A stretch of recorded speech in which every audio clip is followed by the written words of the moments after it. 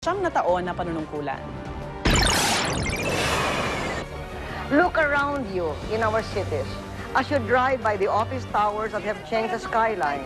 Look around you in our provinces as you drive along the roads, bridges, and rural ports. 85% of our people now have access to PhilHealth insurance. Over 100,000 new classrooms have been built and 9 million jobs have been created. Sa kahuli-huli ang pagkakataon, ibinida po ni Pangulong Arroyo ang mga nagawa ng kanyang administrasyon sa loob ng 9 na taon sa kanyang 5 minutong primetime farewell message na napanood sa halos lahat ng istasyon ng telebisyon kagabi. Pinanindigan ni Pangulong Arroyo na malaki ang inilago ng ekonomiya ng bansa sa ilalim ng kanyang panunungkulan. Gumanda rin daw ang iba't ibang serbisyo sa taong bayan. Muli rin niyang binati ang mga bagong halal na lider ng bansa, sabay pangihimok sa publiko na magkaisa. Si President-elect Noynoy Aquino hindi raw napanood ang statement ng outgoing president. Busy daw siya nung mga oras na yon. Paano yan? Today, I'm sure, hihingan siya ng komento. Pero humingi naman daw ng transcript, diba? Sana may nagbigay na ng transcript, no? Para may makapag-comment naman siya. Uy, pero mabilis kahapon yung pagkakasalita niya, have you noticed? Parang nagmamadali siya ng konti. Pero at least, di ba?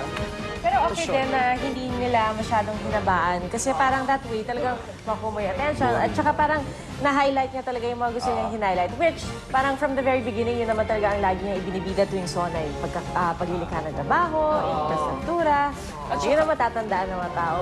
Although, yun nga, maganda rin dun sa bahagi nung kanyang naging speech, no? Yung sa bandang huli, sinabi niya, ito yung mga ginawa ko, pero bahala na kayong humusga kung naging maganda ba talaga yung administrasyon ko o hindi. Tsaka we have to admit, nung nagka-recession sa iba't ibang parte ng mundo, tayo hindi apektado ito, di ba?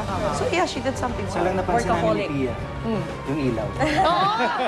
Yung ilaw, nakakailaw. Okay. May ilaw na ilaw dyan. Samantala, pasadahan naman po natin ang mga maaksyong balita sa umaging ito sa ating Ronda Reports.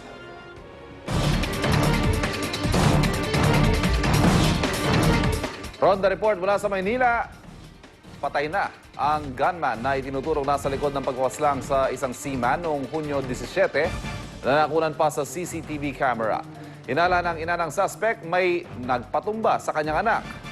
Ang detalye ng balitang yan ihahatid sa atin ni Trisha Zafra. Trisha? Ivan, matapos maaresto at makulong noong Martes, kagabi nga malamig sa bangkay na si Ronaldo Sevilla, 27 anyos, ang itinuturong gunman na pumatay sa sima na hinold up sa Maynila noong nakaraang linggo na napuna ng CCTV camera. Ayon kay Corazon Sevilla, ina ng suspect, inilabas sa Manila Police District Headquarters ang kanyang anak para sa inquest sa Manila City Hall mag-alas 4 kahapon pero hindi raw nakarating sa City Hall ang anak. Sa halip, binalitaan na lang umano sila ng Pulis Maynila na isinugod ang kanyang anak sa PGH dahil na-aksidente raw ito. Hindi ito matanggap ng mga kaanak ng suspect dahil may 3 tama raw ng bala ng baril sa ulo si Sevilla at malaking pasa sa mata. Ayon sa logbook ng emergency room ng naturang ospital, alas 5:42 ng hapon nitong Miyerkules, isinugod doon ang mga tauhan ng NPD Homicide Division si Sevilla dahil sa tama ng bala ng baril pero di binanggit sa logbook kung saan at ilan ang tama. Binawian daw ito ng buhay alas 10:05 ng gabi. Tumanggi namang magbigay ng anumang pahayag ang mga tauhan ng Manila Police Homicide Division at ang kanila na lamang daw Public Information Office ang magpapaliwanag mamayang umaga pagbukas ng opisina. Magsasampa naman daw iba ng reklamo ang ina ng suspect dahil sa ginawa umunong pagpaslang sa kanyang anak. At yan ang aking Ronda Report mula sa Maynila. Balik sa iyo, Ivan. Maraming salamat, Trisha Zafra. Ano nangyari doon? Pero suspect pa lang yan, ha? Hindi, ang mahirap dyan, nasa custody na ng polis. Yes. I-inquest Inquest. lang dapat. Yes. Biglang na-aksidente daw. Ganun ba? Paano ba? Baka na, pa. At saka maganda rin malaman kasi ang sinasabi, katawan niya. Naka-helmet eh. Gusto kong marinig yung explanation ng polis dyan. Okay.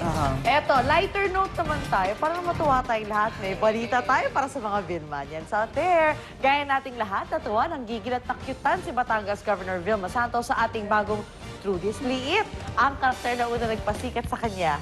Ayon pa kay Governor V, kinararangan niya ang pagkakaroon ng remake.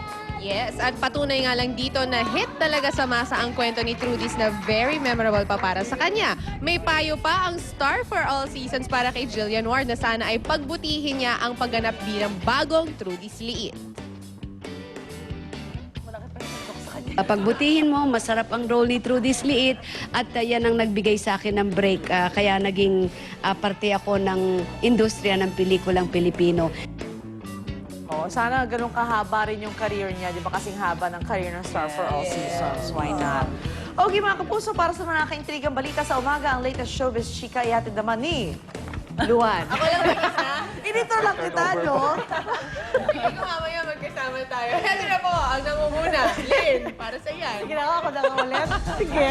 O, hindi para sa mga fans ni Ding Dong siya ni Marian. Lalo na't malapit na. Yay! Malapit na po mapanood muli ang pagkatambal sa Philippine version ng Korean novela na Endless Love! At kahapon nga may special treat na Kapuso Network para sa lahat ng Dongyan fans sa special screening ng pilot episode ng Endless Love sa Cinema 1 ng SM Mega Mall.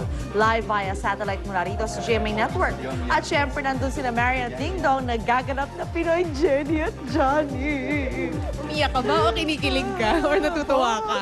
Kasi I love Endless Love. Sobra. Yes, at syempre nandoon din sina Dennis Trillo, nagaganap namang Andrew, at si Nadine Samonte, nagaganap namang Shirley. Don't worry kung na-miss nyo yan, or kung na-miss nyo ito dahil sa Sabado, alas 4 ng hapon, ipapalabas muli yan via live feed sa 14 na SM Digital Cinemas all over the country. At kung na-miss nyo pa rin yan or wala kayong budget para dyan, mag-abang na po kayo dahil mag-premiere naman yan sa inyong mga telebisyon sa Lunes ng gabi, June 28 sa GMA Telebab. Alam ko wala kayo. GMA Telebab sa Kapuso Network. Ano ka ba naman? Grabe ka naman. Pero in fairness, Luana, itong Endless Love na to, sobrang ganda kasi kami ni Igan, yung sa Korean version pa lang, diyan kami na nag-start. Doon kami na-hook into watching yung mga Korean novela. Nandun ako sa screening kagabi. Pinasilip nila sa amin yung pilot episode. Iyak ka, no? Oo, kailangan ko ng tissue.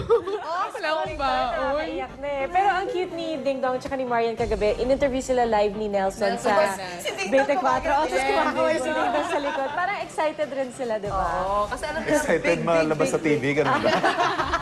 Kasi balik tambal. Sa 24. Tsaka big return nila to sa as a couple, di ba? Team sila. Panoorin po sa labas natin. at sa likod. Sino ka ba?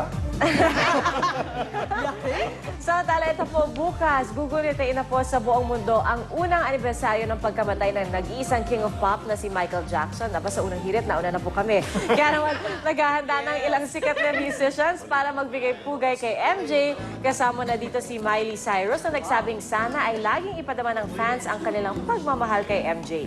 Ikinalungkot ni Miley ang nooy tila panay pambabatikos kay Jackson bago ito sumakabilang buhay. At nag-share din ng kanilang kwento tungkol kay MJ sina Usher, Jason Mraz, at top music producer David Foster na siyang nagpapasikat naman ngayon sa ating kababayan na si Charisse Pempenco. Iya ulit daw. Ulit. Na nag-tweet. Kailangan, Pia, pakita mo yung move kahapon ng Michael Jackson. Sige na. Hindi ko nga makalimutan. Hindi ko nakita. Sekreto ka. Sayang. May iba na yun Balita ko, thriller ka daw eh. Samantala, tuloy-tuloy pa rin ang pagbisita ng mga top musicians dito sa ating bansa. At eto, balik Pilipinas ang international music duo na Air Supply! Yeah! Oo naman. Sa radyo na lang. CD, ganun lang. Dumating sila kahapon at namataan po natin sila sa Ninoy